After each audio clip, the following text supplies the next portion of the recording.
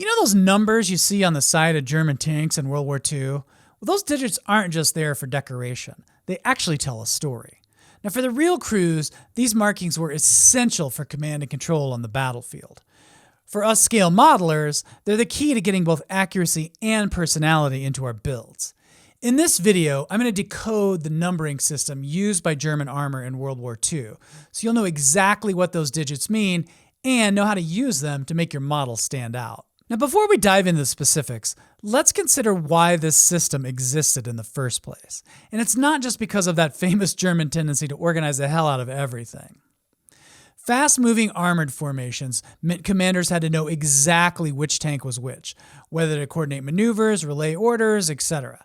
Tactical numbers address that need, providing an organizational language painted directly onto the armor. The German army formalized this system in 1938 to support battlefield effectiveness. It was later modified as the war dragged on and also applied to other vehicles and mechanized formations. It's important to remember that the structure of German units changed a lot throughout the war. With a conflict on two fronts and a major ass-kicking in Stalingrad and Tunisia, divisions rarely had their fully authorized number of vehicles. Maintenance issues, breakdowns, things like that also limited the number of tanks available at any one time. Now, German panzer divisions each had a single panzer regiment, and that was broken down into 2 tank battalions. By 1944, the idea was that one battalion would consist of Panzer IV tanks, the other would be made up of Panthers, at least in the standard armored regiment. Within those battalions, there were 4 individual companies, each made up of 4 platoons. They had an authorized strength of around 200 total tanks, but that was almost never the case. The headquarters unit for the regiment was allotted 8 tanks, 1 for the commander, 1 for the adjutant, 1 for an assistant, and the rest for the staff tank battalion. Each battalion had a headquarters company with 8 tanks. Again, similar to the regimental structure, 1 commander, 1 adjutant, 1 assistant, and then you have the other tanks that make up the tank platoon for the battalion headquarters staff. Company headquarters had 2 tanks. Each platoon had 5 tanks. The standard tactical numbering system for German tanks in World War II was a 3-digit number, each one conveying a specific level of unit hierarchy. The first digit represents the company, the second the platoon, and the third the individual vehicle within the platoon. So for instance, tank number 223 means second company, second platoon, vehicle number 3. At the platoon level, commanders would usually have tank number 1. So for example, tank number 111, first company, first platoon, platoon commander. And that changed a little bit from unit to unit, and I'll get to that in just a second. Command vehicles were numbered a little differently. Regimental headquarters tanks had an R prefix, so R00 or R01 in some cases for the regimental commander, with the adjutant at R01 or R02, depending on how they started the numbering system. At the battalion level, command tanks used Roman numerals. Roman numeral 1 for the 1st battalion, Roman numeral 2 for the 2nd battalion. So the commander of the 1st battalion would likely have tank number Roman numeral 1, 0, 1. For the 2nd battalion, Roman numeral 2, 0, 1.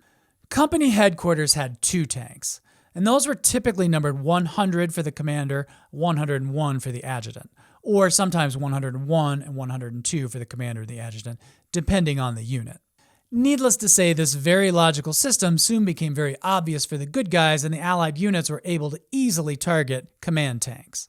In order to confuse the Allied tanks, some regimental headquarters would drop the R and just replace it with a 0, numbering tanks 001, 002, etc. In other units, you might see the number 9 to designate a regimental headquarters staff. There are multiple instances of these tactical numbers changing from unit to unit throughout the war. One really famous example is a heavy tank company used an S for Schwer at the beginning instead of the company number. That designated heavy tank. Heavy panzer battalions, mostly made up of Tigers and King Tiger tanks later in the war, were independent formations attached to various units and moved around as needed. Now, those units used the same numbering system with some notable variations. One really famous example of that is going to be the 506th Heavy Panzer Battalion, and this is a unit that a lot of modelers are going to be familiar with if you've ever built Tigers or King Tiger tanks. It shows up on the decal sheets a lot. Now, initially in the 506, tanks were numbered 1 through 14 for each company, with no prefix for the individual company. Battalion staff tanks were numbered 01, 02, etc. Now, later on in the war, when a 4th company got attached to the 506, they did start using a prefix for the individual company number. By April 1944, an official order extended that same tactical numbering system for vehicles beyond just tanks. So armored personnel carriers, reconnaissance units, tank destroyers, assault guns, self-propelled artillery, etc., etc. Now, numbers varied in style a lot throughout the war, but the preferred method, especially by 1944, was for tank regiments to use red letters with a white outline for the 1st Battalion and yellow letters with no outline for the 2nd Battalion. Now, again, lots of variation here, and it wasn't at all uncommon to see tanks with their original numbers painted over and hand-painted ones to replace them. And that's just how it goes when units are chronically under strength, dealing with battlefield losses, as well as breakdowns and fuel shortages. Speaking of confusing number variations as well as chronic unit shortages, there's one really famous example here that I want to point out to you. During the war, Michael Wittmann was one of the most famous Panzer aces in the German military.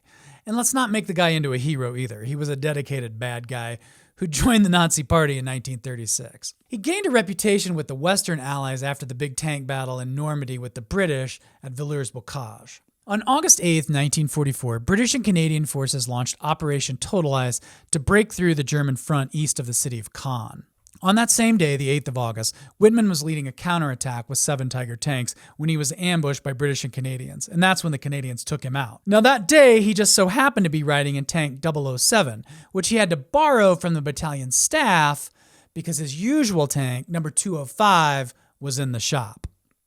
And that's why when you open up that Tiger tank kit and it's got the number 007 on the decal sheet, now you know why Wittmann was driving that tank that day. All right, so let's wrap this up. The German tank numbering system in World War II was a functional 3-digit way to identify each vehicle with its company, its platoon, and the individual vehicle number.